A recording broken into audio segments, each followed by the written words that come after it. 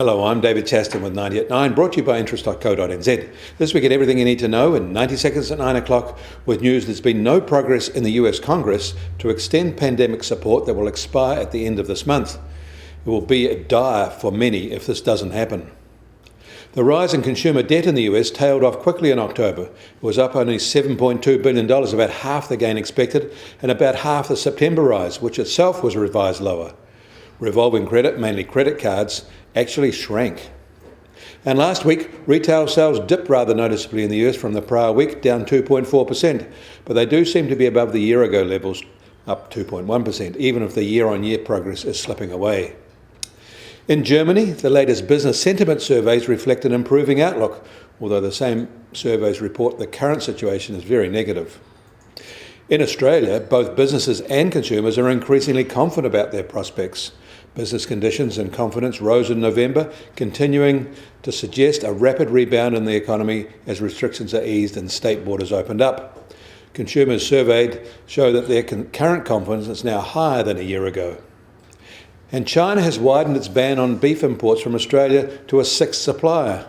And this time they've chosen one of Australia's largest beef exporters to China. Bans on sheep meat are also now expected. Globally, there's little sign that air passenger travel is recovering. It remains a massive 70% lower than the same month a year ago. The only bright spot is the Chinese domestic market, which is down 1.4% from a year ago. In any other time, a Chinese market down 1.4% would be seen as a disaster. But the next best market is the Brazilian domestic market, which is down 45% year on year. Everywhere else is much worse. In the last-minute Brexit negotiations, leader-to-leader talks are now about to happen in Brussels.